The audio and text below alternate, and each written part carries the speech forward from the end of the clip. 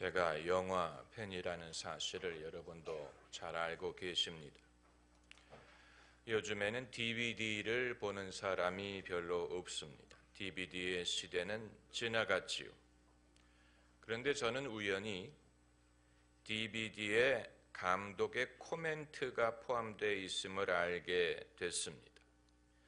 영화 제작 당시 감독의 생각, 또 촬영 당시의 에피소드를 담은 별도의 프로그램이 DVD에 포함이 되어 있습니다.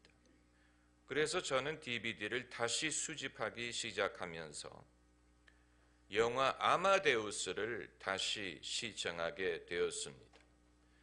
그 코멘트를 보면 아마데우스를 체코슬로바키아에서 촬영했다는 것을 알 수 있고, 그래서 엑스트라들과 싱어의 다수가 체코슬로바키아 사람들이었습니다.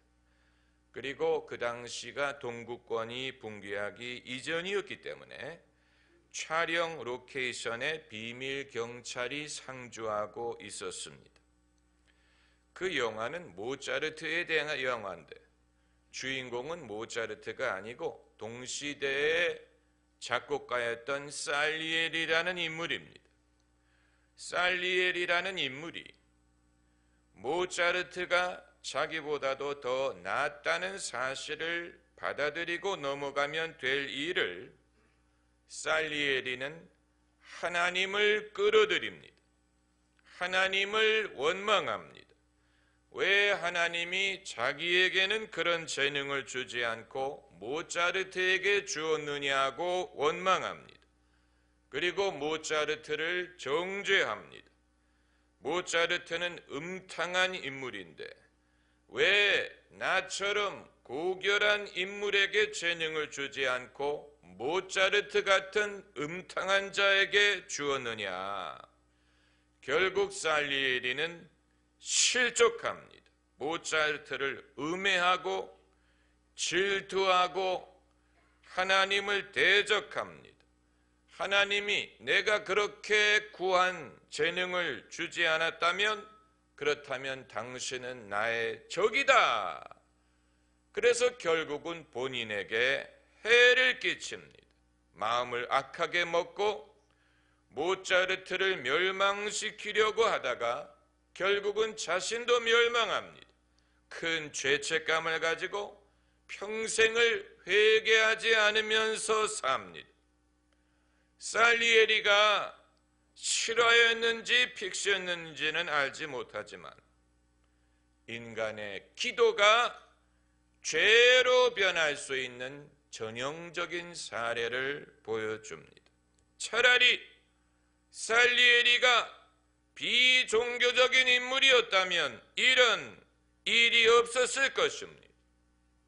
그가 비종교적이었다면 하나님을 원망하지 않았을 것이고 모차르트를 정죄하지 않았을 것입니다. 질투는 했겠지만 실족까지 하지는 않았을 것입니다. 그리고 살리에리가 그렇게 열심히 하나님에게 기도하지 않았더라도 이런 일은 일어나지 않았을 것입니다. 우리는 평소에 기도를 안 하는 것이 문제지 기도를 잘못하는 것이 어떤 문제가 될지 알지 못하는데 이 영화는 기도가 죄로 변할 수 있는 무서운 사례를 보여주는 것입니다. 시험에 드는 사람이 원래 하나님으로부터 멀리 있던 사람이 아니에요. 멀리 있던 사람은 시험에 들지 않습니다. 예수님의 12 제자 중에 한 사람이었던 가룟 유다가 시험에 들어 예수님을 배반했던 것처럼 하나님으로부터 가까이 있었던 사람이 시험에 듭니다. 그것이 타당성이 있어요. 하나님으로부터 멀리 있는 사람은 하나님을 원망하려 하지 않을 것입니다. 가까운 데 있던 사람이 하나님에게 실망을 하고 하나님과의 사이가 나빠지는 것입니다. 이 시대를 특징짓는 문화적인 추세가 몇 가지가 있는데, 첫째는 서비스 산업 위주라는 것입니다. 서비스가 아주 중요한 시대가 됐습니다. 사람들은 서비스 받는 데 익숙해졌습니다. 그래서 친절한 서비스를 하기 위하여 음식 나오셨어요? 입금되셨어요? 이게 한국어를 파괴시킨다는 것을 알지만 그렇게 안 할 수 없는 이유는 고객들이 점점 서비스 받는 데 익숙해지기 때문이에요. 두 번째는 사람들을 통제하고 사회를 이끌기가 점점 더 어려워집니다. 여론이 모든 것을 주장합니다. 정치인들은 여론에 휘둘립니다. 그러다 보니까 정치는 이제 원칙도 없고 소신도 없고 철학도 없고 여론에 부합하는 것이 정치에, 여론에 부합하지 않으면 정권을 잡을 수 없습니다. 그러면서 진실이 사라집니다. 정치인들은 다 쇼를 할 수밖에 없습니다. 거짓의 정치가 되어버립니다. 그렇기 때문에 국민들은 자기들이 서비스를 받아야 된다고 생각을 하다가 결국은 속는 것입니다.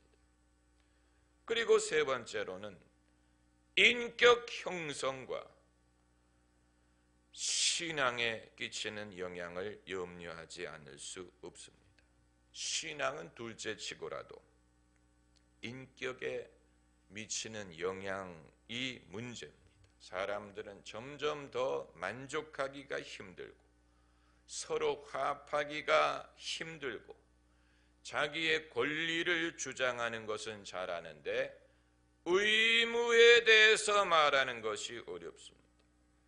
이것은 심리적인 차원에서의 문제인 것뿐만이 아니고 국가적이고 사회적이고 모든 단체에서 일어나는 문제입니다.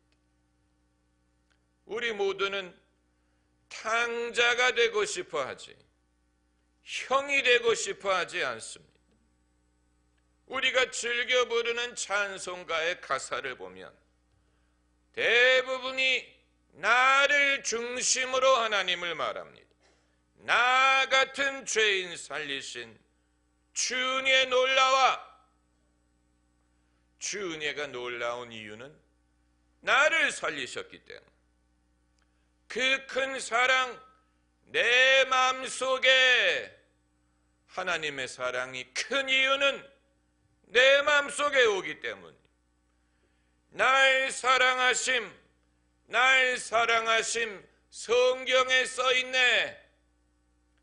나를 사랑하신다는 것을 느끼기 전에는 성경에 써있든 아니든 상관이 없는 것이고, 예수의 사랑 바다 물결같이 내게 임하네.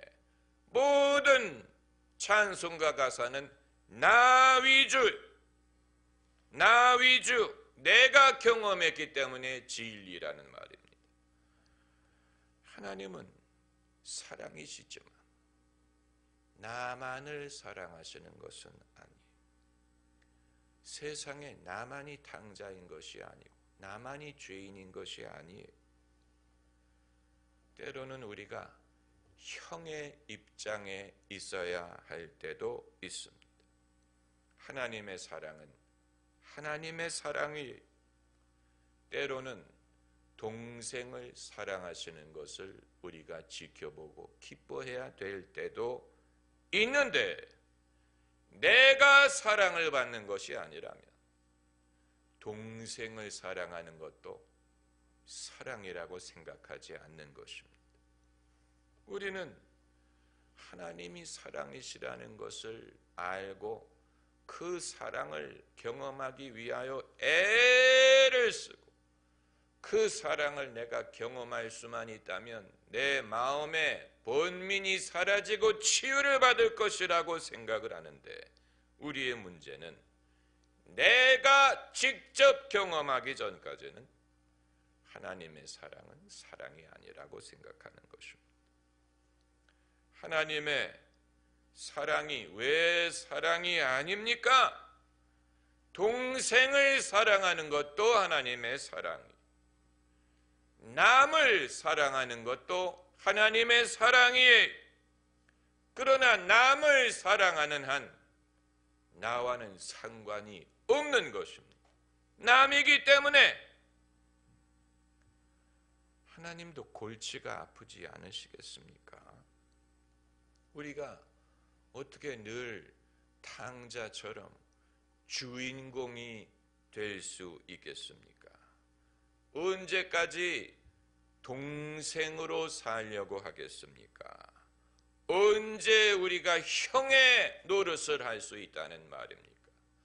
언제 우리가 아버지의 마음을 이해할 수 있을 것이라는 말입니까? 아버지가 동생을 맞아주고 기뻐하는데 동생을 사랑하지 않기 때문에 아버지와 같이 기뻐하지 못합니다. 그 아버지가 그 형을 설득합니다. 잃었던 아들을 찾았으니 기뻐하는 것이 마땅하지 아니하냐? 그러나 형에게는 마땅하지 않습니다. 내가 경험하지 않는다면 그건 사랑이 아니라는 것입니다. 하나님의 사랑은 내가 경험할 수 있는 범위 안에서만 사랑이라고 생각하는 것입니다. 그래서 하나님에 대해서 섭섭하게 느낄 때가 많습니다. 날 사랑하신다며요. 날 사랑하신다며 왜 복권에 당첨이 안 됩니까? 왜 자동차가 고장이 납니까? 왜 지붕에 물이 새입니까? 날 사랑하신다며요. 그런데 왜 이런 식으로? 여러분, 왜 하나님의 사랑을 사랑이라고 생각하지 못하느냐?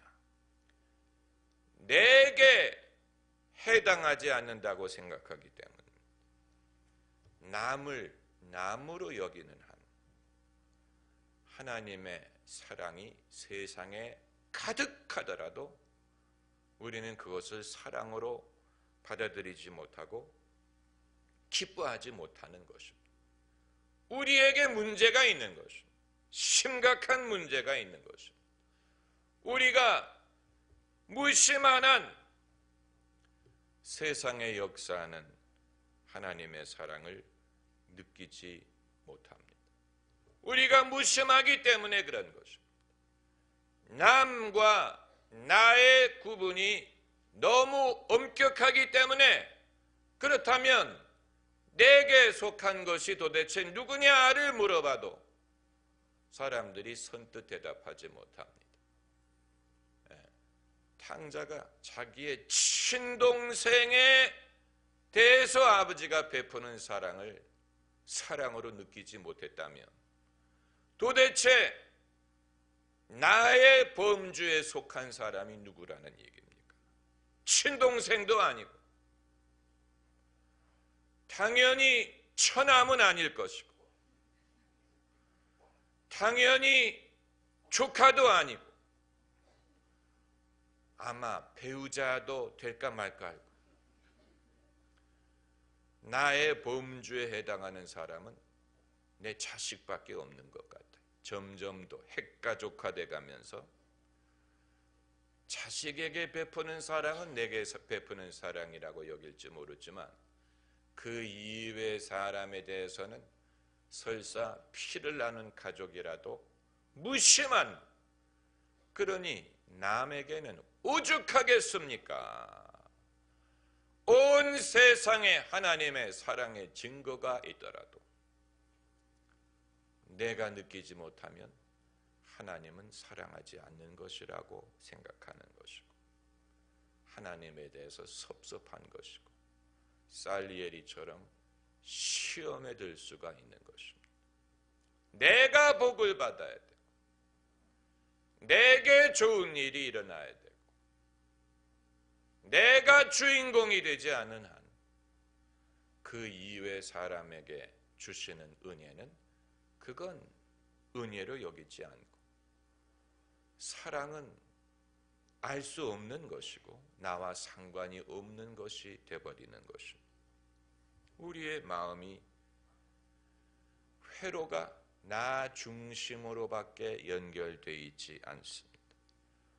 그렇기 때문에 현대인은 사람들이 가득한 도시에 살면서 고독해 할 수밖에 없는 것입니다. 인간의 바다 속에 살면서 고독하게 느낍니다. 이것은 호수 가운데서 목말라 하는 것과 같고 하나님 면전에서 하나님을 의심하는 것과 같습니다. 이것은 어떤 느낌이라든가 경험을 통해서 해결될 수 있는 문제가 아니고 아버지가 탕자의 형과 누누이 대화하신 것처럼 하나님과의 대화를 통한 깨달음, 깨달음을 통한 변화를 통한 성숙함을 통해서만 해결할 수 있는 것입니다. 할렐루야. 기도하십시다.